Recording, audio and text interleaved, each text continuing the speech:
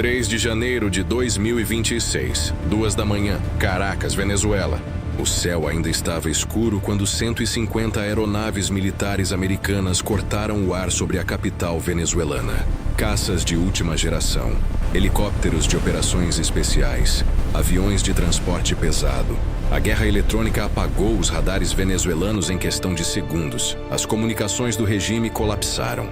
E quando os soldados da Força Delta do Exército Americano entraram no complexo da Fortaleza Tiuna, a base militar mais importante de toda a Venezuela, encontraram um homem usando roupa esportiva, gorro preto e sandálias com meias.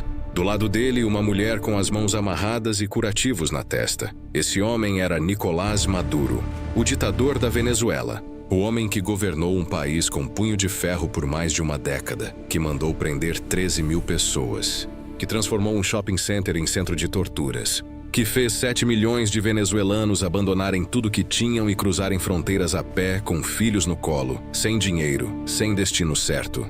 Saiu algemado, sem gravata, sem a faixa presidencial, sem nenhum dos símbolos que usou por 20 anos para parecer poderoso. Menos de 24 horas depois, ele estava do outro lado do mundo, numa cela do Centro de Detenção Metropolitano de Brooklyn, em Nova York. 79 dias se passaram desde aquela madrugada. E hoje, algo mudou. Algo que os jornais estão cobrindo de forma superficial. Algo que vai muito além das audiências e dos documentos jurídicos. Hoje vamos falar sobre o que está acontecendo com a mente de Maduro lá dentro. O que a ciência diz sobre o que acontece com um ser humano acostumado a ter poder absoluto quando a porta da cela fecha. O que fontes próximas ao caso estão relatando sobre o estado emocional e físico dele. E vou te contar nos últimos minutos desse vídeo um nome que a maioria dos canais não está mencionando. Um nome que pode ser a razão pela qual Maduro não vai conseguir montar uma defesa eficaz no julgamento. Se você sair antes do final, vai perder exatamente essa parte. Então fique, porque essa história é muito mais profunda do que parece. Vamos começar pela prisão em si. Porque para entender o que está acontecendo com Maduro, você precisa primeiro entender o lugar onde ele está. O MDC Brooklyn não é uma prisão de luxo disfarçada de cadeia, como existem em alguns países para criminosos com dinheiro. Não. O MDC Brooklyn é o que um ex-diretor da própria instituição chamou de situação de segurança extrema. O prédio fica no bairro de Sunset Park, em Brooklyn. É cinza, sem janelas visíveis do lado de fora. Parece um bloco de concreto lançado no meio da cidade. Por dentro tem mais de 1.300 presos e uma reputação que faz advogados experientes ficarem desconfortáveis só de ouvir o nome. Em 2024, 2 presos foram assassinados dentro do MDC. Assassinados com armas improvisadas que os detentos fabricaram com pedaços de metal e plástico. Há relatos documentados de tráfico de drogas dentro do presídio, de celulares contrabandeados, de violência constante. Um juiz federal americano chamado Gary Brown, em agosto de 2024, se recusou a mandar um réu para lá. Ele escreveu em documento oficial que as condições eram terríveis e inaceitáveis e listou que pelo menos 4 presos tinham se suicidado nos 3 anos anteriores dentro do MDC. Ghislaine Maxwell, a cúmplice de Jeffrey Epstein, descreveu o lugar como desumano, cruel e degradante depois de ficar presa lá. Esse é o lugar onde Maduro está, mas Maduro não está misturado com os outros presos. Isso é fundamental para entender a gravidade real da situação dele. Presos de alto perfil no MDC, especialmente aqueles que chegam com acusações do peso das que Maduro enfrenta, são colocados em isolamento. Não como castigo, como protocolo de segurança. E na prática isso significa o seguinte: Maduro passa 23 horas por dia dentro da cela. 23 horas numa cela de aproximadamente 1,5 m por 2,5 m. Um espaço menor do que o banheiro de um apartamento médio. 1 hora por dia ele pode sair para um espaço interno fechado, uma espécie de pátio mínimo para fazer exercício sozinho, sem outros presos por perto, sem conversa. As refeições são servidas dentro da própria cela, sem restaurante, sem mesa coletiva. Sem nenhuma das dinâmicas sociais mínimas que qualquer ser humano precisa para se manter mentalmente equilibrado. A comida chega numa bandeja de plástico. E rumores que circulam entre fontes próximas ao caso, embora não confirmados oficialmente, indicam que Maduro tem recusado parte das refeições desde as primeiras semanas. que perdeu peso de forma visível, que o comportamento se tornou mais retraído do que no início. O banho está disponível 3 vezes por semana, não todos os dias, 3 vezes, e as luzes ficam acesas 24 horas por dia, dia e noite, sem escuridão, sem diferença entre o amanhecer e o anoitecer. Advogados especialistas em direitos de presos já descreveram essa prática como uma forma de tortura psicológica de baixa intensidade, porque o cérebro humano precisa da alternância de luz e escuridão para regular o sono, o humor, a percepção do tempo. Quando isso é retirado, o relógio interno começa a descompassar. O sono fragmenta, a ansiedade aumenta, a sensação de que o tempo não passa se instala de forma permanente. E há mais um detalhe que quero que você grave na memória. A cada 15 ou 30 minutos, um agente para na frente da cela de Maduro e olha. É um protocolo chamado verificação de bem-estar, aplicado a presos de alto risco, feito segundo fontes dentro do MDC, especificamente para garantir que com Maduro nada de errado aconteça. Pense nisso por um momento. A cada 15 minutos alguém para na frente da sua cela e olha para você. De dia, de noite, às 3 da manhã, às 5 da manhã, o tempo todo.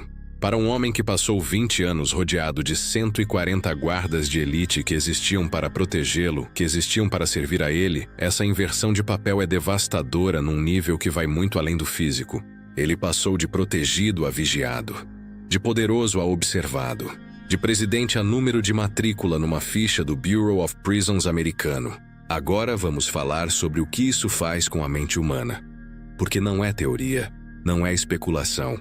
Existem estudos científicos sérios e consistentes sobre isso. Estudos feitos com presos em isolamento prolongado, com reféns mantidos em cativeiro, com astronautas em missões longas longe da Terra, com voluntários em experimentos de confinamento extremo. E o que todos esses estudos mostram de forma consistente é um padrão que tem nome, tem etapas e tem consequências documentadas. Nos primeiros dias, a pessoa resiste. A mente humana é extraordinariamente boa em construir mecanismos de defesa. Ela cria uma armadura psicológica.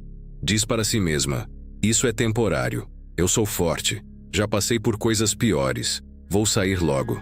A resistência se manifesta em postura, em discurso, em comportamento.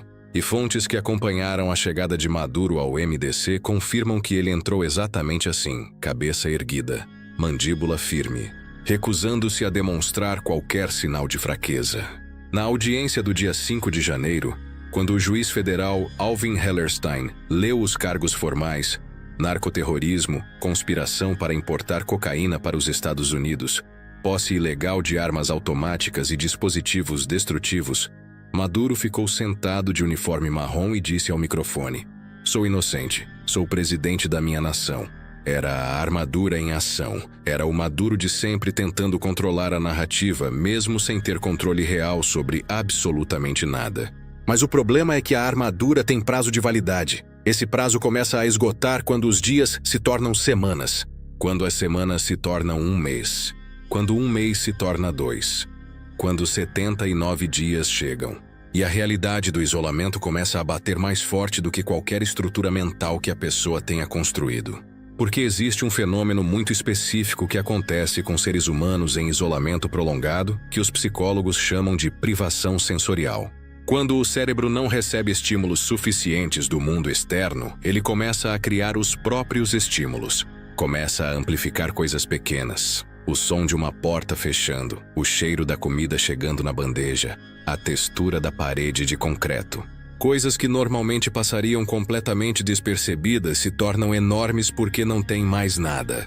Não tem mais nenhuma novidade chegando de fora, e os pensamentos entram em loop. Sem informação nova chegando do mundo externo, a mente volta sempre para os mesmos pontos.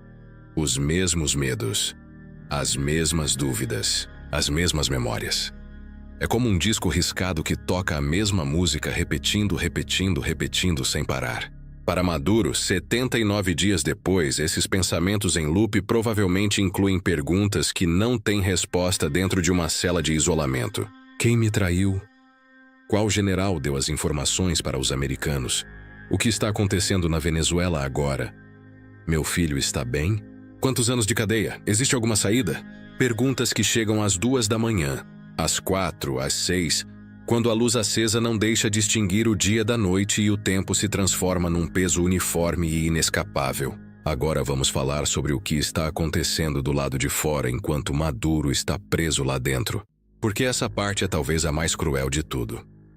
A parte que cria no ditador uma tortura específica que vai muito além do isolamento físico. Desde que Maduro foi capturado, a Venezuela tem passado por mudanças que eram completamente impensáveis 79 dias atrás. Mudanças que ele está perdendo em tempo real, sem poder fazer absolutamente nada. A primeira e mais simbólica, as prisões políticas estão sendo esvaziadas. Em 20 de fevereiro de 2026, a Venezuela aprovou uma lei de anistia histórica. 379 presos políticos foram libertados em uma única noite. Desde a captura de Maduro, mais de 448 pessoas foram soltas. Pessoas que ele mandou prender. Pessoas que estavam no Helicoide, o centro comercial que seu regime transformou em centro de torturas. Pessoas que acordavam todos os dias sem saber se iam ver a luz do sol mais uma vez. Essas pessoas saíram. Se reencontraram com suas famílias. Choraram, abraçaram filhos que tinham crescido sem eles. Respiraram o ar de fora. E Maduro, da cela de Brooklyn, não pôde fazer nada para impedir, não pôde dar uma ordem, não pôde ameaçar ninguém, não pôde ligar para um general e mandar parar. A segunda mudança, o petróleo venezuelano, o mesmo petróleo que o chavismo usou durante décadas para sustentar o regime e comprar lealdades, está sendo renegociado sob supervisão americana. As estatizações que Chávez e Maduro fizeram como símbolo da revolução estão sendo revertidas. A terceira mudança, o dólar que o chavismo perseguiu e criminalizou por anos está sendo reconhecido oficialmente. A economia que Maduro destruiu sistematicamente está dando os primeiros sinais de respiração. E a quarta mudança, talvez a mais dolorosa para ele do ponto de vista simbólico. A diáspora venezuelana, os 7 milhões de pessoas que ele expulsou do país ao tornar a vida impossível, está começando a falar em voltar. Nos grupos de WhatsApp da diáspora em toda a América Latina e na Europa, uma palavra se repete como nunca antes: esperança. E Maduro sabe de tudo isso, porque seu filho Nicolásito apareceu na televisão dizendo que tinha falado com o pai por telefone. Disse que Maduro estava bem, estava forte, que ia sair vitorioso. A frase de sempre, o discurso de sempre. Mas pense no que significa receber por telefone, numa ligação monitorada e gravada por agentes federais americanos, a notícia de que o país que você governou por 20 anos está se reconstruindo sem você. Que as prisões que você encheu estão sendo esvaziadas. Que o sistema que você construiu está sendo desmontado peça por peça. E não poder fazer absolutamente nada. Não poder dar uma entrevista. Não poder ameaçar. Não poder controlar nenhuma narrativa. Psicólogos chamam isso de colapso de identidade. É um dos fenômenos mais devastadores que podem acontecer com um ser humano. Quando o papel que você desempenha, o poder que você tem, a posição que você ocupa, desaparecem todos ao mesmo tempo, a mente fica sem âncora. Você não sabe mais quem você é sem esse papel. E no caso específico de ditadores e líderes autoritários, esse colapso é ainda mais profundo. Porque o poder não era apenas uma função. Era a identidade inteira. Era o que definia cada interação, cada relacionamento, cada decisão. Sem o poder, resta um vazio que nenhuma força de vontade consegue preencher, que nenhum discurso consegue esconder, e que numa cela de isolamento de 1,5 metro por 2,5 metros, com luz acesa 24 horas, não tem para onde fugir. Quando comparamos a situação de Maduro com outros líderes que passaram por prisão após décadas no poder, a história se repete com uma regularidade perturbadora. Pensa em Manuel Noriega, o general panamenho que governou o Panamá como um feudo pessoal durante anos, acusado de narcotráfico e assassinatos de opositores. Foi capturado pelos americanos em 1990. Se rendeu para agentes da DEA com uma bíblia na mão, tentando manter alguma dignidade num momento de colapso total. Entrou na prisão desafiante. Declarava que era vítima do imperialismo americano, que ia ganhar no tribunal, que ia voltar para casa. Foi condenado a 40 anos de prisão. Morreu numa cama de hospital em 2017, cercado por médicos que não escolheu, num país que tinha seguido em frente sem ele há décadas. Era uma sombra do que tinha sido. um velho esquecido que o mundo superou faz muito tempo. Saddam Hussein é outro exemplo que não pode ser ignorado. Quando os americanos o capturaram no Iraque em 2003, encontraram-no num buraco no chão. Literalmente num buraco escavado abaixo de uma casa de fazenda, com barba comprida, sujo, desorientado, com $250 mil em dinheiro vivo do lado. O homem que tinha governado o Iraque com punho de ferro por 24 anos, que tinha usado armas químicas contra seu próprio povo, estava num buraco sozinho, com medo. Quando os soldados americanos abriram a tampa do esconderijo e o viram, ele levantou as mãos imediatamente, sem resistência. O poder havia evaporado, e o que restava era apenas um homem idoso e assustado. Slobodan Milošević, o líder sérvio que governou a Iugoslávia e depois a Sérvia durante as guerras dos anos 90, foi entregue ao Tribunal Penal Internacional em 2001.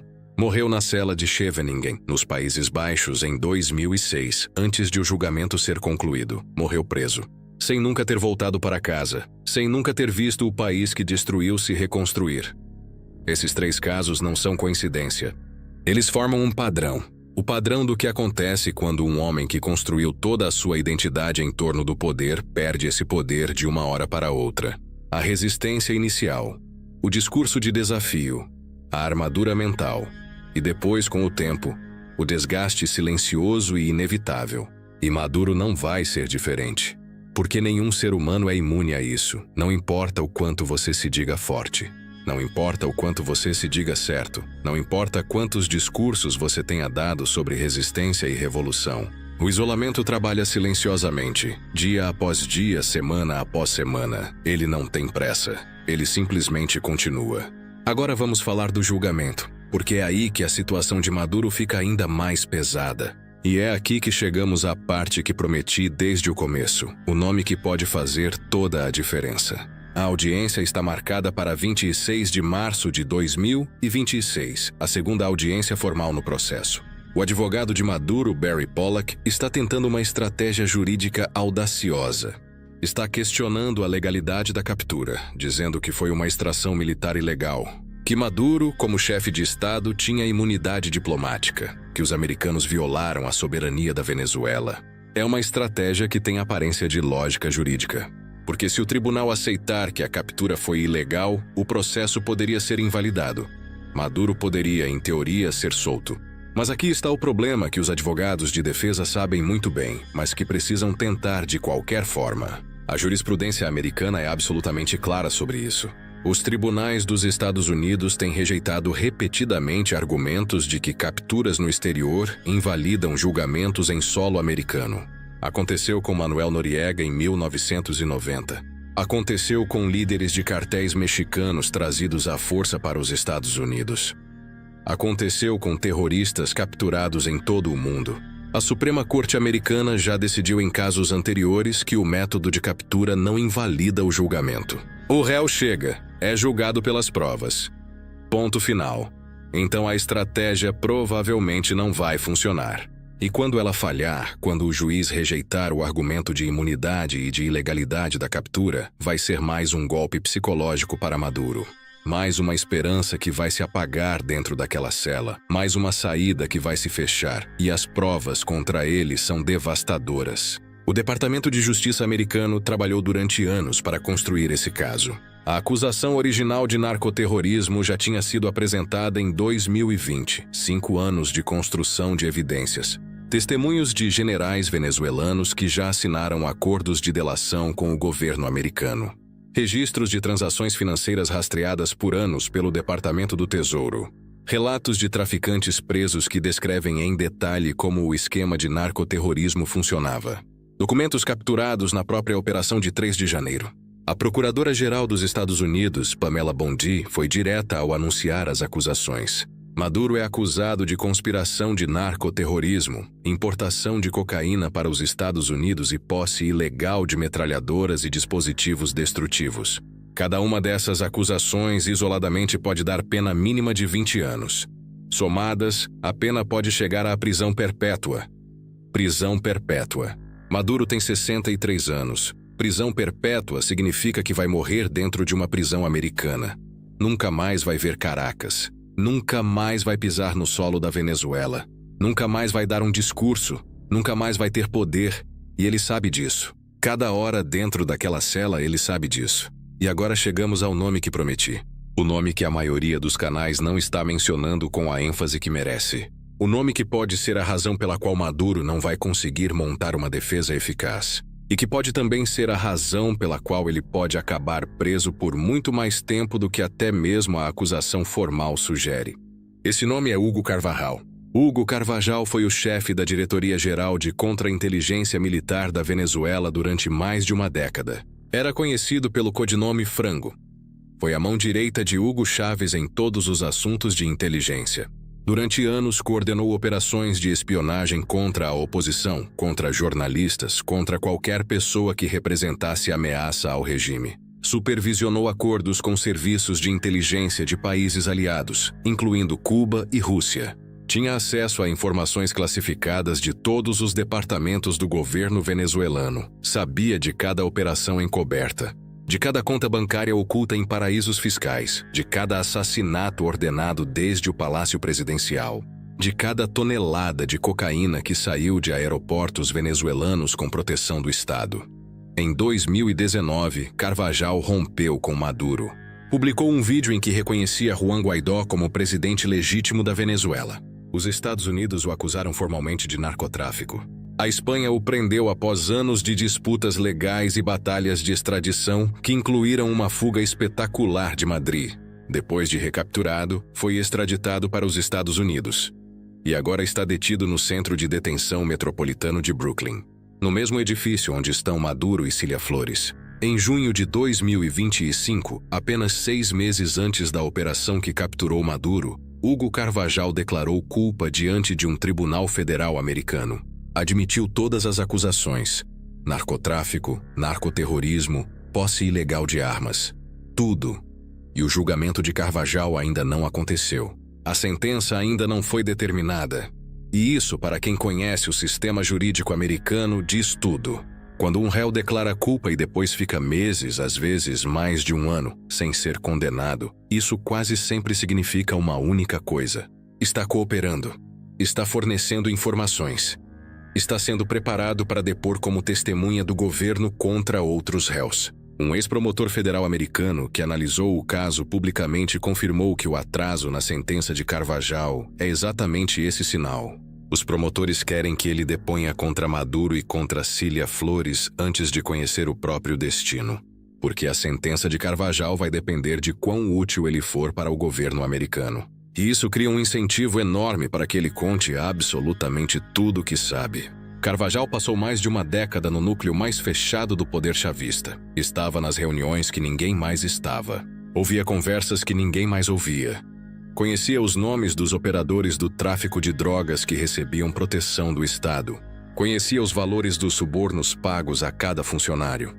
Sabia quais decisões Maduro tomou pessoalmente e quais foram delegadas. Sabia quem foi assassinado por ordem do Palácio e quem executou essas ordens. Sabia onde está o dinheiro. Em dezembro de 2025, segundo relatórios confirmados, Carvajal enviou uma carta ao presidente Donald Trump, oferecendo cooperação completa com as autoridades americanas. Se Carvajal decidir contar tudo o que sabe, e todos os sinais indicam que é exatamente isso que está acontecendo, o caso contra Maduro e contra Cília Flores se torna praticamente impossível de vencer para a defesa. Não importa qual seja o advogado. Não importa qual estratégia jurídica Barry Pollack monte. Quando o ex-chefe de inteligência do regime, o homem que tinha acesso a tudo, senta no banco das testemunhas e começa a falar, o jogo acabou. E há outro nome que deveria preocupar Maduro tanto quanto Carvajal: Efraim Campo Flores, o sobrinho de Cília Flores, o afilhado que ela criou como filho depois que a mãe dele morreu. Efraim foi um dos narcosobrinhos capturados pela DEA em 2015.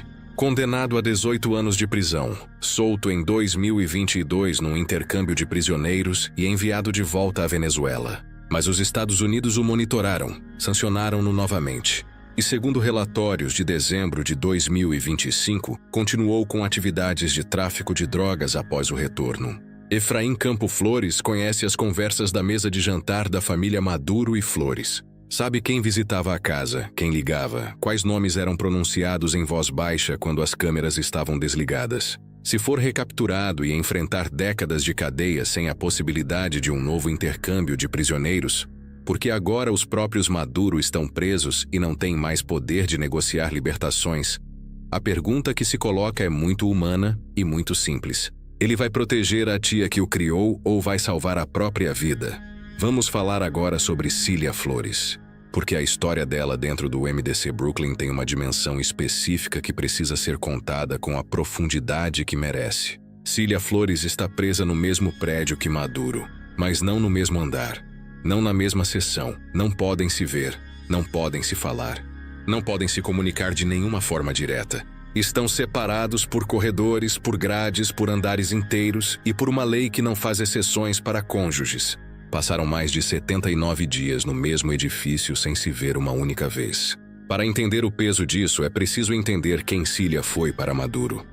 Não apenas a esposa, não apenas a primeira-dama, título que ela rejeitou e substituiu por primeira combatente da pátria. Ela foi a arquiteta política do chavismo madurista. A operadora que controlava os bastidores enquanto Maduro era o rosto público.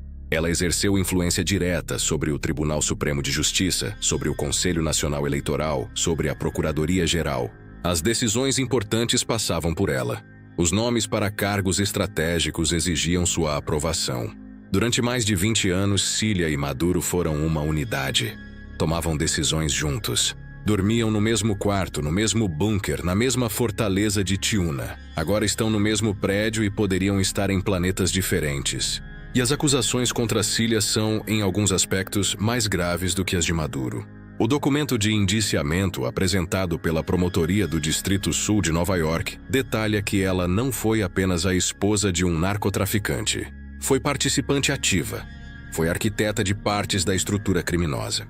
Acusam-na de ter recebido centenas de milhares de dólares em subornos para permitir a saída de aviões carregados com cocaína colombiana de aeroportos venezuelanos. De ter coordenado com funcionários corruptos da agência antidrogas venezuelana para garantir passagem segura de narcoaviões.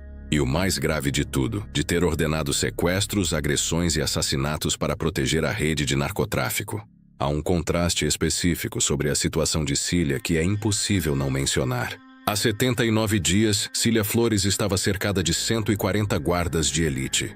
Tinha acesso a um bunker com paredes reforçadas de aço no complexo de Forte Tiuna. Podia comer o que quisesse quando quisesse. Podia ligar para qualquer pessoa no mundo quando quisesse. Podia tomar decisões que afetavam milhões de venezuelanos com uma única chamada telefônica. Tinha um programa de televisão onde falava sobre culinária e valores enquanto o país se esvaziava pelos aeroportos. Dançava salsa com Maduro diante das câmeras. Usava joias cujo valor era superior ao que uma família venezuelana média ganharia em 100 anos. Viajava em jatos privados e colocou 47 familiares na folha de pagamento do Estado sem nenhuma consequência. Agora está numa cela de 6 metros quadrados em Brooklyn. Come o que lhe entregam numa bandeja de plástico. Não pode ver o marido. Não pode falar com os filhos. Não pode controlar absolutamente nada. As feridas nas costelas de quando foi capturada ainda incomodam. Os curativos na testa que apareceram na primeira audiência lembram a ela todas as manhãs como chegou àquela cela. E o frio de Brooklyn atravessa as paredes de concreto sem pedir licença. Chegamos agora à última parte desse vídeo. Enquanto Maduro está em Brooklyn perdendo tudo isso, o sistema que ele criou para se proteger está começando a virar contra ele. Os generais que juraram lealdade estão em negociações com promotores americanos. Os funcionários que receberam subornos estão procurando advogados. Os parceiros do tráfico estão pesando o que têm para oferecer em troca de acordo. O sistema de lealdades compradas com dinheiro do narcotráfico e com ameaças de violência desmorona quando o centro de poder que mantinha tudo unido é removido. Porque lealdade comprada não é lealdade. É um contrato que dura enquanto a parte que paga tem poder para punir quebras do contrato. Maduro não tem mais esse poder. O juiz Alvin Hellerstein vai presidir tudo isso. Hellerstein tem 92 anos. Foi nomeado por Bill Clinton. Presidiu casos de alto perfil durante décadas, incluindo processos relacionados ao atentado de 11 de setembro e o caso de Harvey Weinstein. Conhece a pressão, conhece as complexidades jurídicas de casos políticos sensíveis e demonstrou ao longo de décadas que não tolera atrasos injustificados nem estratégias de protelar sem mérito. Esse caso vai estabelecer precedentes históricos.